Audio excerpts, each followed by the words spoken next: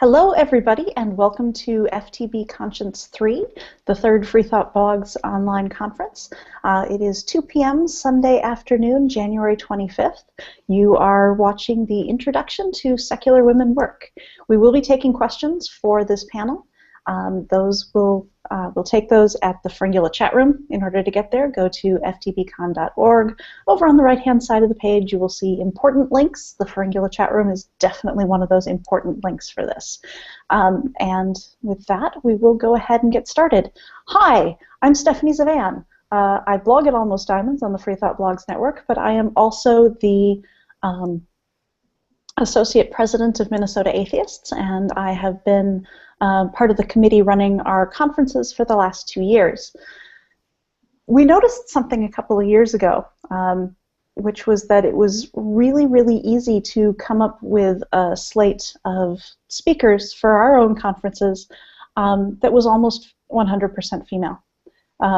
We were looking for people who, everybody hadn't heard 1,000 times, who had interesting things to say, who had new things to say.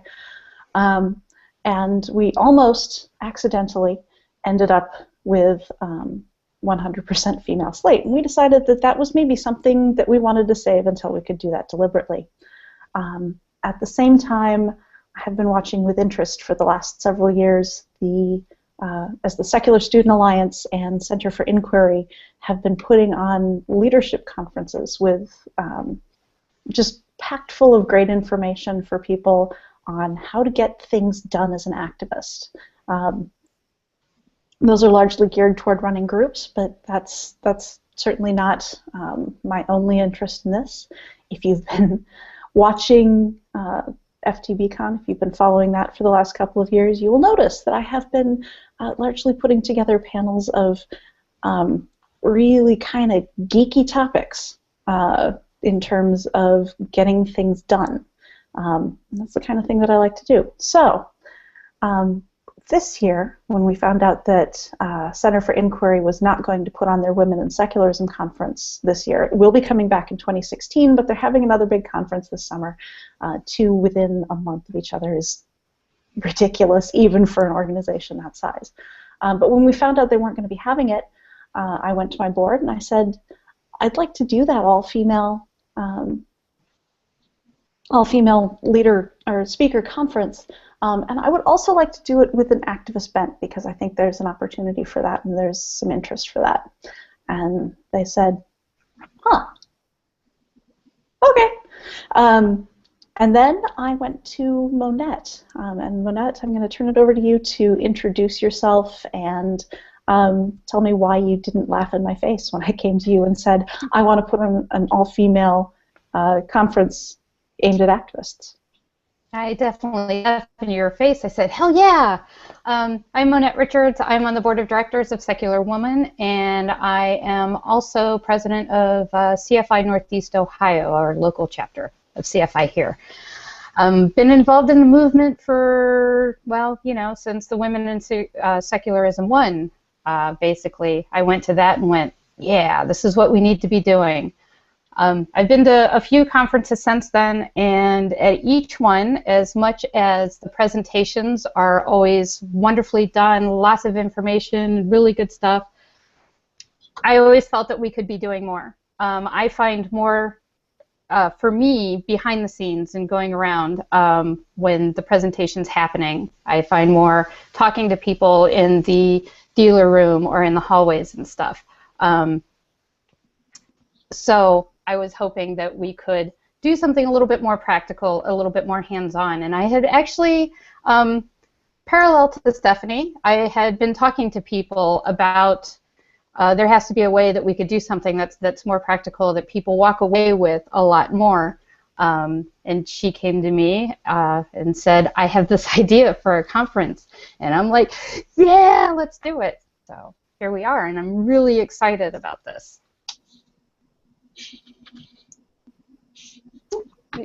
You're muted, Stephanie. I am, because I was typing. That's the problem with running the chat room at the same time.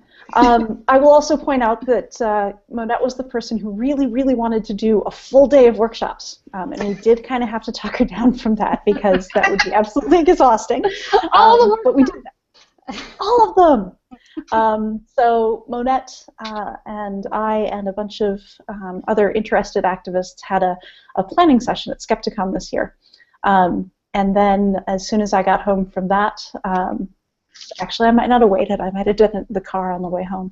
I sent a message to Chelsea because I had noticed that she was not running the FtBCon conference this year, and I could not think of somebody better to have help here on the ground. So it's her turn to talk about why she didn't laugh in my face when I said, let's do this conference. Well, student conferences are kind of hard to predict, certainly, and we decided not to run FtBCon this year, mostly because I couldn't be the head organizer of that.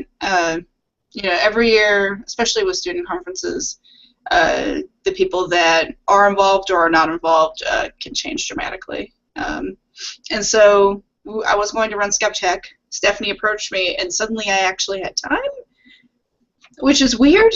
And so she started talking about this conference that would be like Women in Secularism, but not Women in Secularism, a complement to it.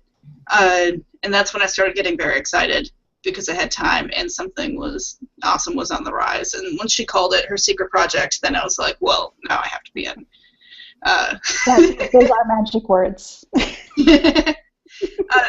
So it was fairly simple to get me to agree because I didn't really know much about it initially. I just knew that we wanted to take a different approach because, I mean, we all could organize a conference with a bunch of headliners, a bunch of writers and bloggers and people who do speaking for real-life business stuff and not, and with a bunch of famous people who could be very interesting and give great talks. But that's what Women in Secularism is for. We wanted to do something that was a little bit different and a little bit more toolbox-based, so that when you went, not only were you know, listening to these badass women who are doing things, but they're generally the ones behind the scenes running the show that nobody knows about because they're not a famous speaker necessarily. And so the concept kind of started from that, and that's when I was totally convinced to join, certainly. Yeah, and I will say that another one of the reasons for doing this particular conference is that I've spent the last 2-3 years, my period of time as a active attendee at conferences and that sort of thing, talking to an awful lot of volunteers around the country, some of them from around the world, and really getting a sense and appreciation for how much they get done to make this happen. You know, people on the regional level, people running that little organization that caters to the folks in one little area who desperately need it, to the people who sit down and make sure that when you get to a conference, you actually like get all your stuff and people go on pretty much on time and nobody gets stranded at the airport and all that fun stuff. Magic that people don't realize has to go on. The thousands of things you need to do during that span of 24 to 48 hours. Yes. Sleep. And you know, I've gained a real appreciation for just how much these people do, and am a little disturbed that I rarely hear their names. And so I really wanted to do a conference aimed at them and focused on them. So, shall we talk about the Kickstarter? Because this is weird. I mean, frankly, nobody does this.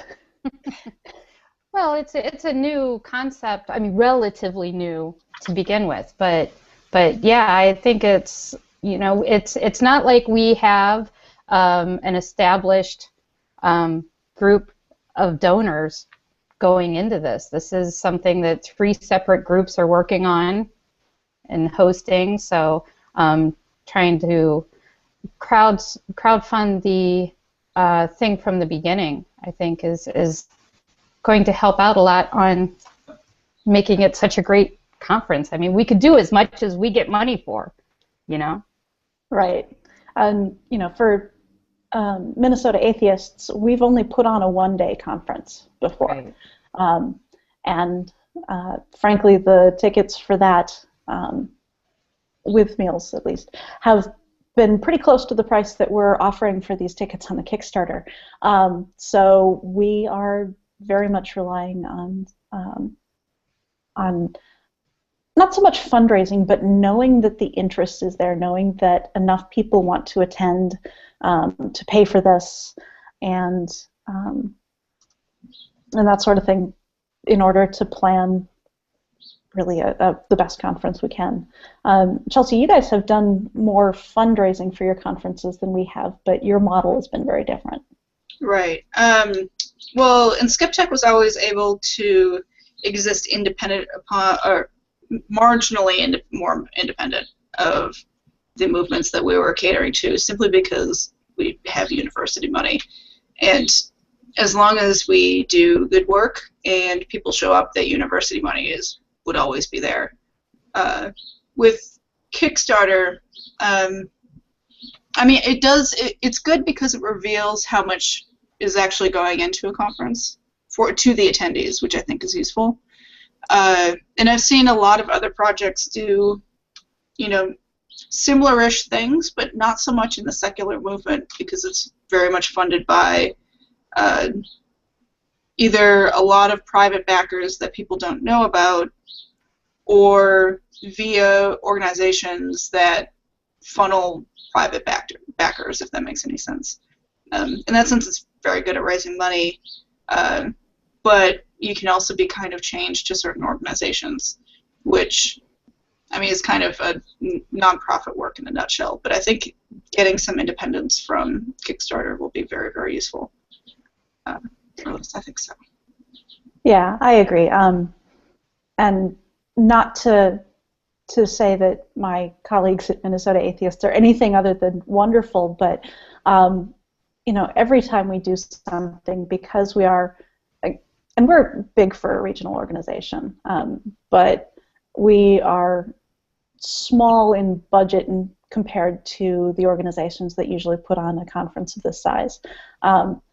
So every time that we put on an event, you know, we are having to sit down and kind of struggle and think about how to pay for it and how to cut costs. And I will say that, you know, we've done a lot of that planning for this conference too, because we don't know exactly how much we'll raise. We figured out how much we need to put on a conference at all, but from there it will just get better, or not better. It will get bigger. It will have more activists who are doing basically exactly the same kind of work that that the attendees are wanting to do, actually working in the secular movement. Because Minneapolis has a great activist scene, and there is a lot of local talent, but as much as we can, we'd like to bring in people who are already doing specifically this work. Well, and that can be quite difficult as well. I don't think the secular movement in general realizes how inefficient our variety of activists can often be. And it's easy to see that going into other activist movements where it's an achievement to get the title of community organizer.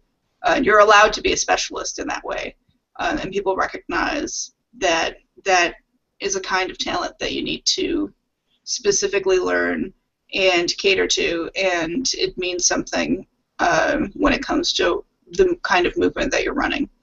And so I think we'll have a lot of local talent that can specialize in that under the title of community organizer that we can bring in, which I think will make this really interesting and sort of show the difference between different communities who are all technically working together but have different skill sets. And amazingly useful if I would have had a conference like this to show me a lot of the things that I've been learning while going and making all the mistakes that I've been doing, all the saved work, all of the hassle. Wow. Wow. Yeah. Yeah, I have been really lucky in that as somebody who, writes a lot, occasionally speaks, that kind of thing. I have access to a lot of the people who do this. If I'm trying to get something done, I can go pick somebody's brain. Um, there are a lot of activists and would-be activists, people who want to get more involved, who don't have that resource, who aren't able to just go and say, so, Lauren, when you wanted to do childcare at FtBCon3, what did you guys do? Right, right. How do you even start that conversation with childcare? Yeah. Yeah. Whereas in my case, it's start an email. Hi, Lauren. Yeah. Speaking of Lauren, we should probably talk about the guests that we're getting in so far. What a great segue. Yeah. It wasn't intentional at all, actually.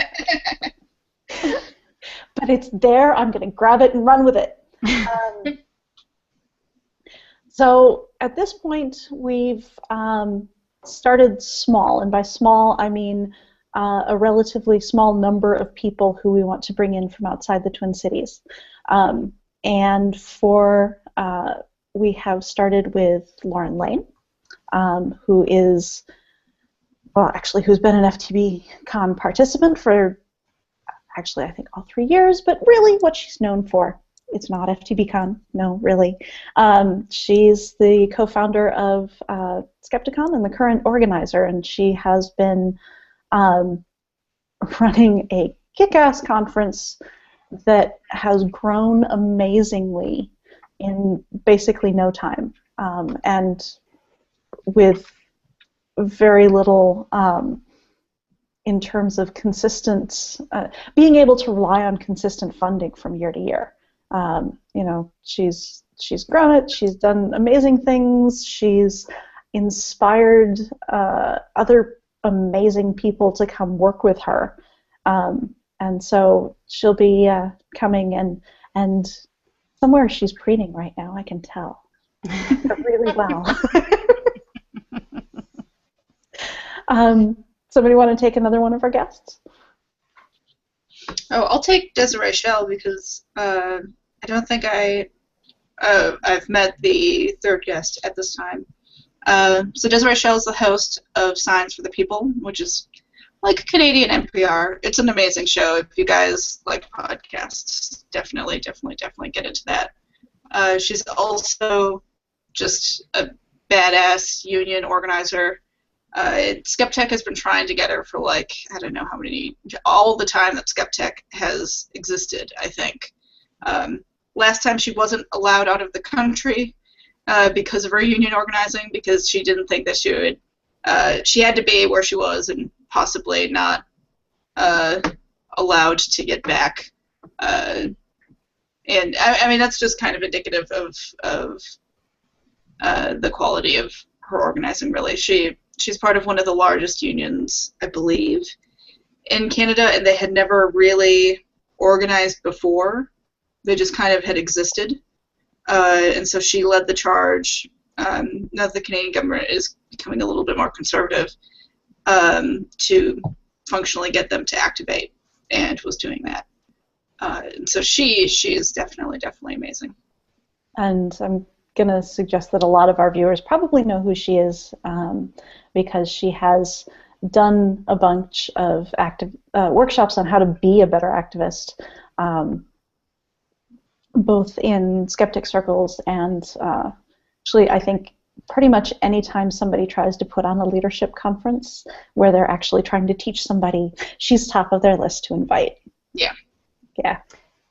I've taken her workshop on taking an item and being an activist for it, and it's very informative, and I live by her binder. So yes. Yeah. Yes, you come away with papers. useful papers. Oh my gosh. Amazing. Yes. Practical. Yes. And the third one is Mandisa Thomas from Black Nonbelievers. She's the president, and that's a group that has just kind of seen its membership kind of explode over the past couple of years, which is very, very great to see. She is a great lady if you've ever had the pleasure of meeting her. Just one of the nicest people. And yeah, Mandisa's great. She does a lot of conferences too, which is really cool that she's been starting to get around so much and getting her name out there, and people are inviting her.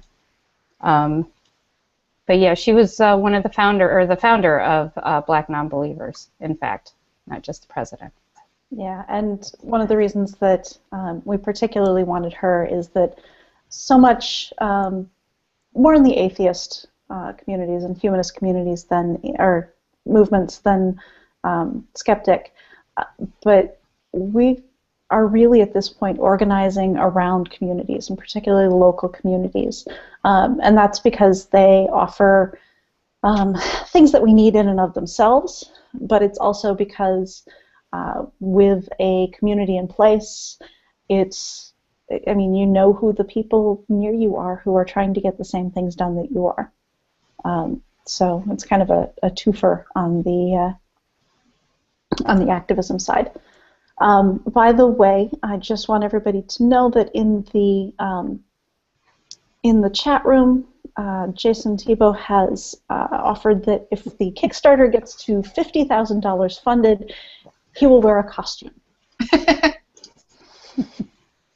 Something to prove his beta-ness for all you MRAs out there who are considering backing our conference.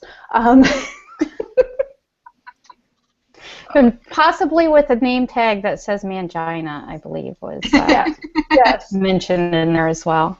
Yes, so as you can tell, he's a big believer in what we're doing. He's willing to humiliate himself for the cause. We'll find out whether that's effective activism. I have no idea. We'll find out. And we broke Chelsea. Or her picture froze. One of the two. No! Yeah, no, we're good. Okay. It was frozen for a little while with you like this.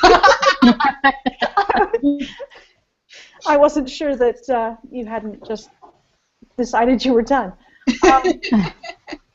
In terms of what we are doing for structure, obviously we mentioned workshops and having to talk Monette down from 48 hours of workshops. For the workshops, and in conjunction with the Kickstarter, we're doing something a little bit different because we want to make sure that this is as useful for our attendees as possible. We are going to solicit suggestions from them for workshops, find out what it is that people are particularly interested in, and devote a good chunk of programming to the user-proposed workshops. We are also already arranging a couple of things that we really know are useful. I mentioned this morning on my How to Build a Better Workshop discussion with Valerie Aurora from the ADA Initiative that we want to do one on fundraising. That is a very practical workshop. Come in with an idea that you don't have the money in your pocket for, that you want to get done, and walk out with basically a plan for how to get that funded. And know what you need to do is follow up. Yeah, I think a good distinction to make here is where another conference would perhaps put like a panel on how to fundraise or a talk on how to fundraise. This is a little bit more practical in its approach, which is we're going to come up with an idea with you, or you're going to bring an idea. Doesn't really matter.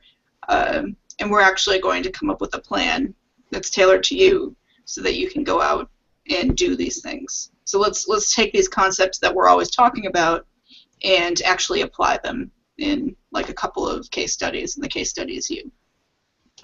So I think that distinction is important because that kind of is the concept of the conference. And also talking to Valerie after our discussion this morning, we will be bringing the ADA Initiative Imposter Syndrome workshop. For those of you who don't know what imposter syndrome is, it is the bane and scourge of activism. Somebody else want to chime in with a slightly more formal definition, if you'd like? You know that feeling you get when all of a sudden you go, what am I doing here? I don't know what I'm doing. I don't belong in this position doing what I'm trying to do. There are so many people out there who do it better. I don't have any skills. I don't have any official training. Yeah, that's it. And I'm sure most of the people listening to this know exactly what I'm talking about. And any minute now, somebody is going to notice and I'm going to be in trouble. Yes, yes. Yeah. They're going to go, what is she doing up there doing this? Yes, that. Yeah, it's also it's ignoring the skills that you have in favor of the skills that maybe you should have, but not many other people have it either, so you should just really be chilling. And then thinking that you are a liar for existing. Because every activist is sort of a hodgepodge of the skills that they've been forced to learn, probably the hard way, over and over and over again. And so it's basically recognizing or being able to move beyond the imposter syndrome and be confident in the skills that you have. And we are getting suggestions for workshops within the chat room itself. I'm going to suggest that somebody who, well, actually, I think the person who is writing those down is already signed up for a ticket. So I'm going to suggest, Marion, you hang on to those and you give them back to us at the end of the Kickstarter. I've been watching them and taking notes. They're good ideas. I'm just saying. Oh, well, and I'm writing them down right in the doc right now. So Oh, okay. So Chelsea's got it. All right. So that's workshops. Does one of you want to address the idea behind having some panels instead of workshops, aside from the fact that everybody's going to be tired and want to sit back and listen for a little bit? Monette, do you want to take this one while I get into the chat? Oh, sure. Panels are, as this entire conference has kind of shown, a great way of getting people who have been through it or are experts, have the skills, whatever, all throwing their ideas out there, so you don't just have this one way of, this is how I do it, this is how I'm teaching you to do it. You get to feed off the expertise of more than one person at a time, and it brings many more different perspectives into the situation. And as Stephanie said, people are going to be tired and need a break, so you can just kind of sit back a little bit and listen to the panelists talk and ask them questions, and definitely. All right, and then of course we will also, I love that Chelsea is just working on this conference right now. Yes, right now, as we're sitting here, oh, well, we could do that. Yeah, we could, I'll write that down. And we will also obviously have speakers, although there will be a lot fewer of those. There'll be a lot fewer solo talks than at pretty much, I think, any other conference you're going to attend, because as much as the people who we will have for speakers are inspiring and have done amazing things, we're really looking at the fact that we learn better together. We learn better with lots of perspectives in place, and so the talks are great, and those people are going to be great, but there won't be very many of them. So I think it is important to have a couple of talks simply for inspiration, because you get to sit down and feed off of somebody else's energy. Yes. And getting excited about topics that are a little bit more diverse than what you personally might be working on, or your like local situation. And so that's the function that they will serve in the conference. They aren't there to necessarily generate specific material for you to take home during the entire conference. That may still happen, but that's not their primary function, which makes it a little bit different than other conferences. So Chelsea, you're in the chat room. Are we getting any questions, or is everybody just throwing ideas at you? Either I'm not in the right place, or my computer isn't loading it properly. Okay. You're hang on a there. second. I see you there. Okay. It's been Are a little. words happening? Because they are not happening. Oh, there we go. Now it started. I don't think we have any express questions right at the moment.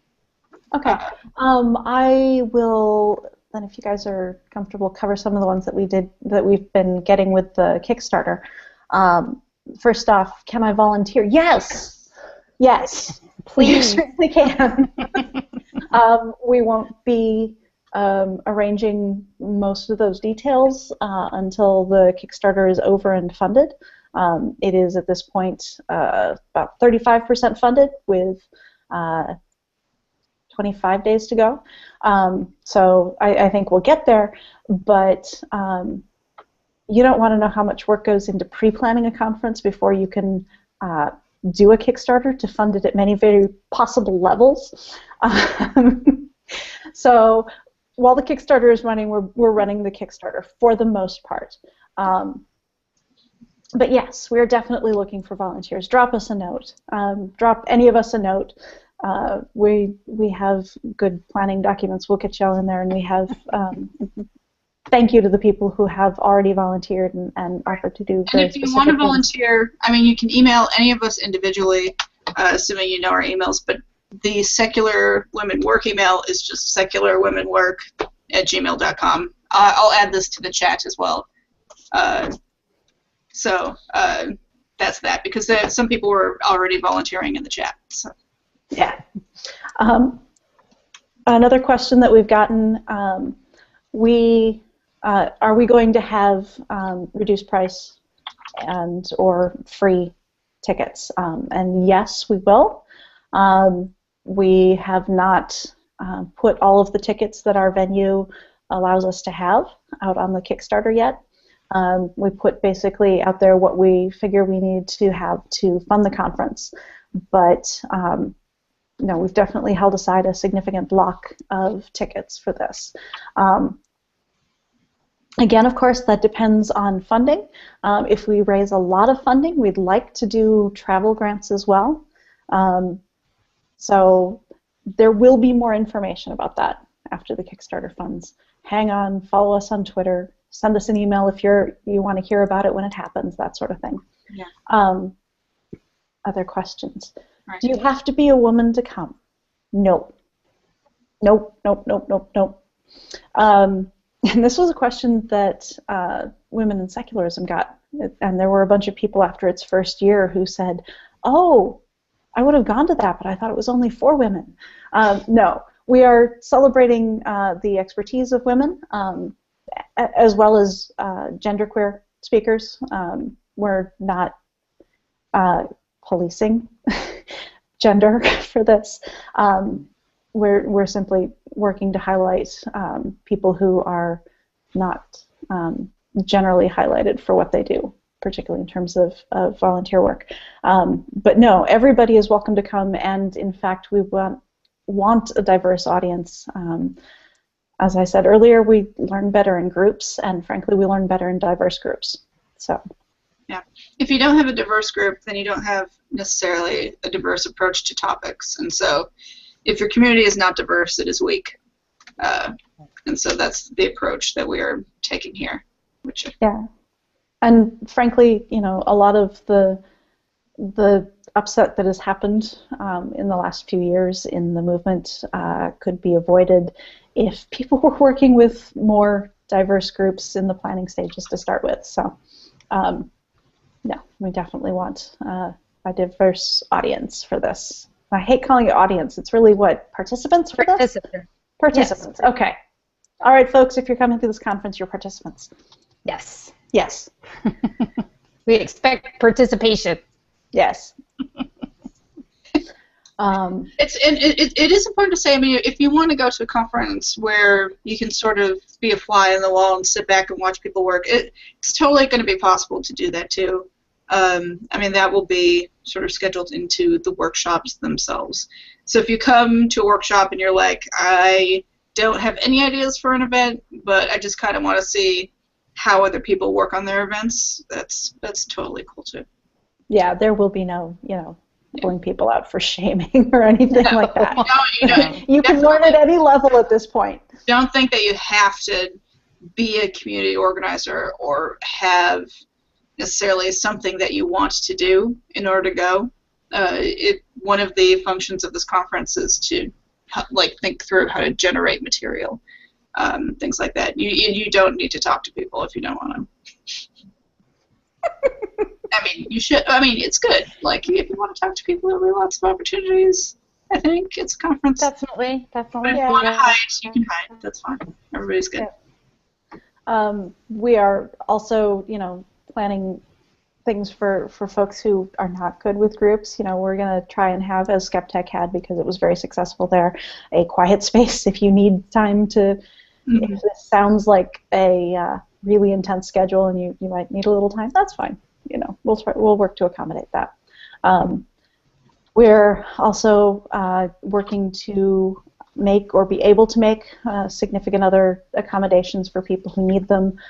For that, I'll refer you to the Kickstarter and say mostly that the list there is really incomplete. And as folks who really want a diverse group of people to participate in the conference, if you tell us what accommodations you would need to come to this, you're doing us a favor. So please, we promise to be receptive and do what we can, and we would appreciate it if you tell us if you need accommodations. So we have a couple of questions in the chat. One of them is from Biodork. Hello. So how are we maintaining excitement for the Kickstarter as time goes on? So you have missed the fact that we've been communicating in the background as FtBCon has been going on here. Our next step at this point is to reach out to some of the big organizations. The fact that stuff that happens at a local level often gets overlooked does not mean that we hate the national organizations. That would be really awkward because Monette's part of 2 of them. So we are identifying some of the needs that we know we'll have for workshops, perhaps for panels. And we'll be reaching out to the organizations to say, will you send us some of your people? Because we would like to give you better activists in return. So we're working on building out the speaker list there, and we expect some. We definitely expect some announcements during the Kickstarter on that. Especially being able to say, your organization, you do this one thing really, really well, exceptionally well. We'd like to be able to build on that and make the entire community better for having that skill around. And I will say I've already been talking to people in organizations, and they're generally excited about this and really happy to see more training going on. So there's already support. We just don't have specifics. I want to point out really quickly that Marion also asked in the chat room how she can get other people excited about it. And I just wanted to tell her by looking at what she's saying in the chat with, I'm going, who's going with me? I volunteer. I think she's pretty much on her way. Just talk to other people about it, why you think it's a great idea and why you want to go. And I think, if anything, they will feed off your own enthusiasm. Yep. Yeah. And the other big thing is just getting it out in front of people. And I know this is hard if it's not something you're used to doing, but doing it more than once. People will not disown you for promoting the conference that you're excited about, I promise. And if they do, you don't want them. Really, just get rid of them, divorce them, whatever. But no, the hard part for any Kickstarter is getting the information seen. And that is particularly true for something that's put on by regional groups like this is. So just put it out there, make sure people see it, make sure, if you have somebody you think would really like to come and build their skills, that they know it's happening, that they know that at this point the only way to get tickets is on the Kickstarter, because that's kind of important. And they know that, you know, it closes in mid-February, and if it doesn't fund, it just won't happen. So, yeah, basically be excited and let other, you know, give other people the chance to get excited too. Yeah, and I think we're definitely going to be, especially the next coming week, you know, being very, very clear about how tickets will work for secular women work. Because the ticket process is definitely not the same as other conferences, and it is that way for a reason. It allows us to be a little bit more independent and also cater more to the people who come, which is good, which is usually actually and sometimes be quite difficult when you don't get any feedback at all from the attendees because nobody knows if they're going until the week before. And so I think we'll definitely be talking about that specifically and getting you know, interviews and stuff up on our website and sort of working through that. Do we have any other questions from the chat? Will there be karaoke? Seems to be a popular question. So at this point, we're planning to have Saturday evening open. We'll plan to end talks right around dinner time. We don't know just yet what will happen after that. Some of it will depend on how much money we raise.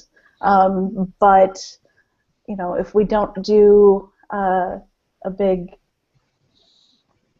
karaoke, really, people? Okay.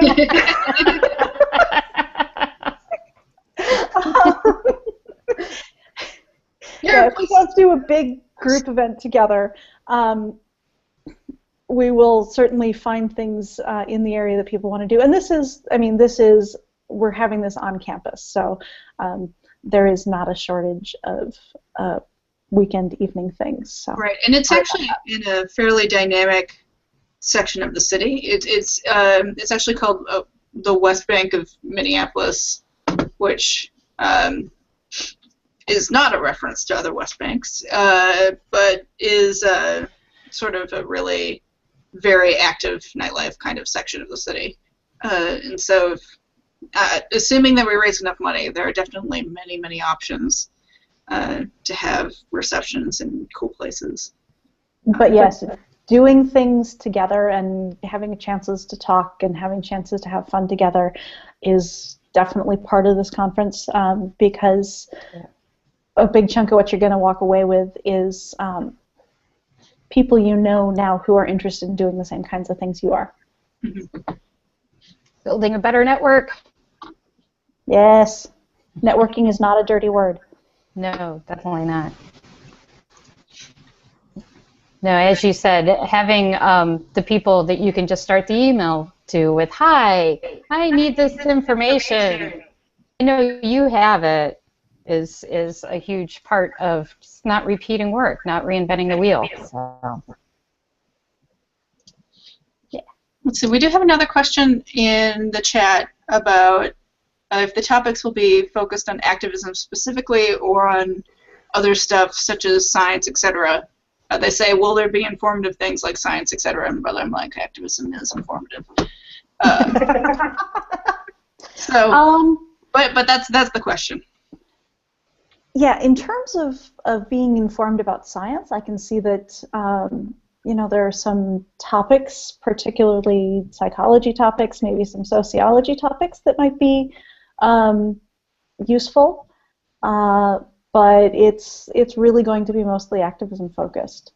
I mean, we want you to have the best information you need or that you can have in order to activist better.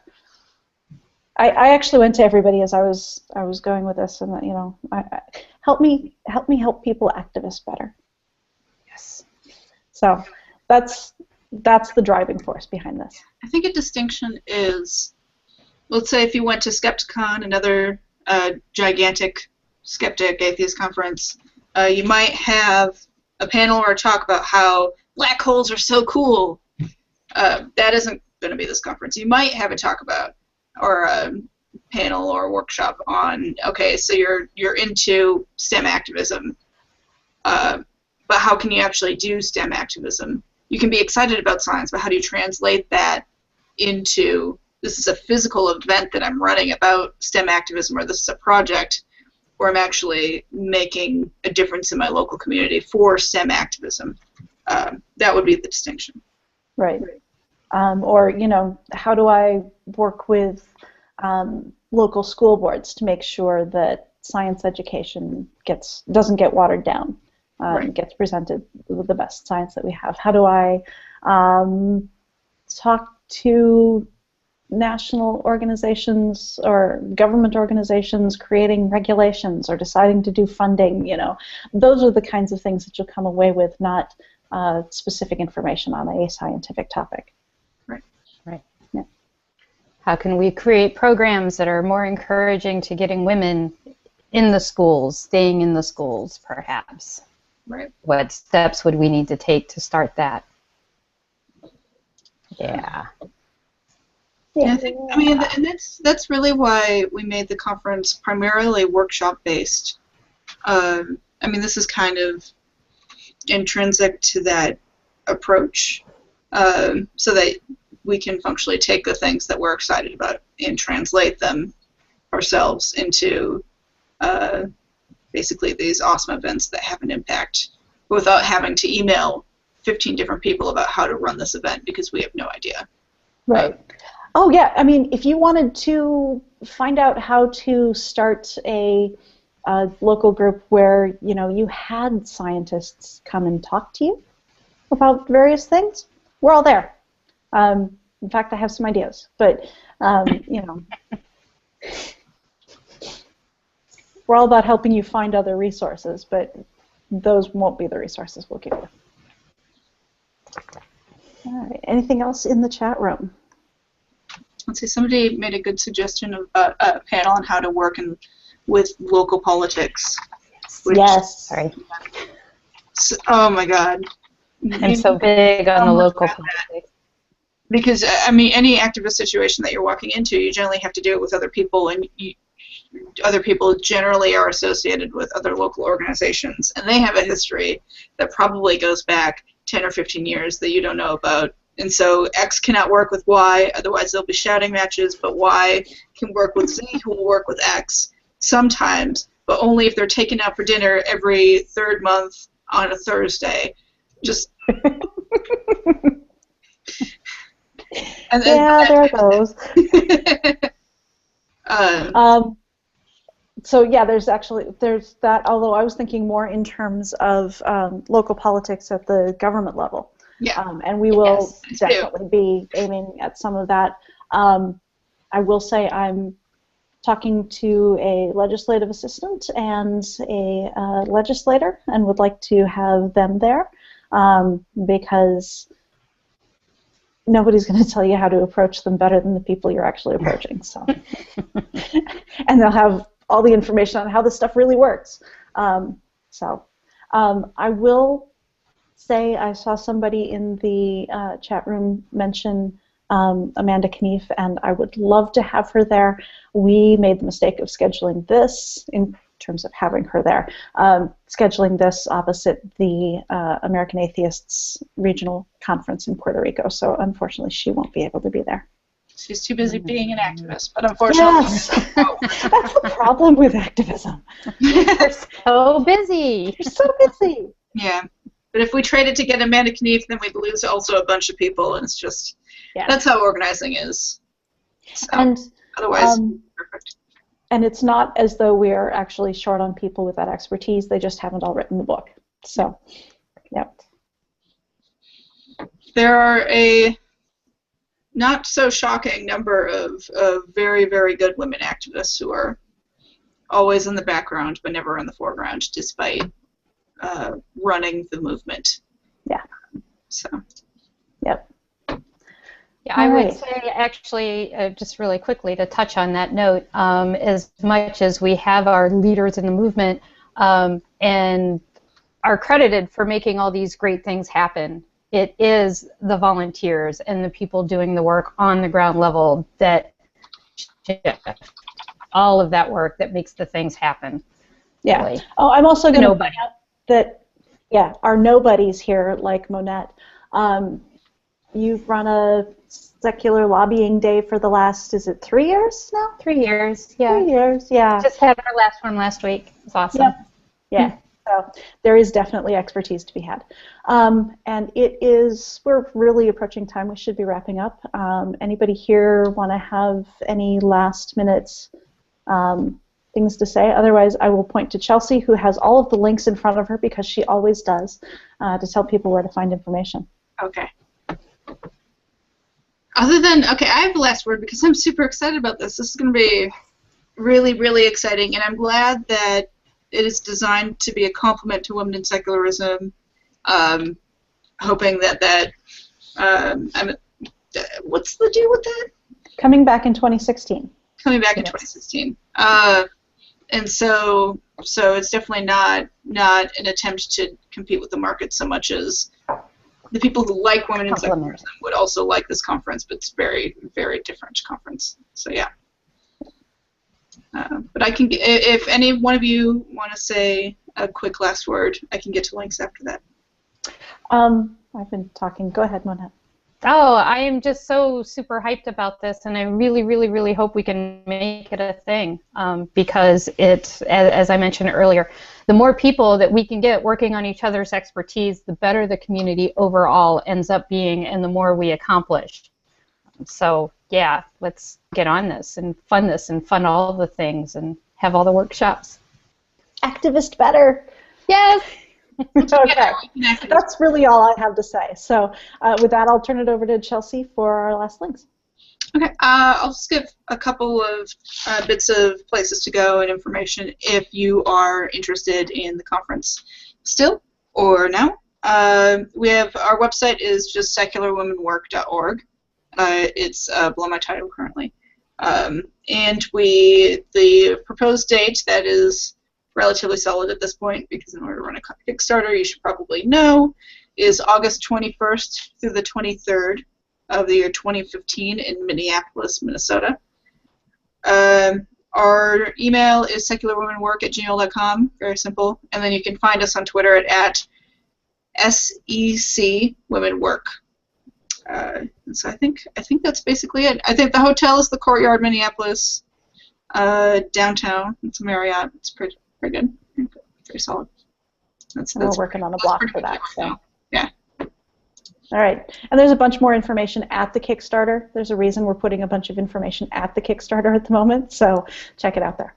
Right. And you can find it via the website, or even just Googling Secular Women Work. It's generally the first thing that pops up. So. All right. Thanks, guys, for everything, but also for coming here and enthusing about the conference. Bye.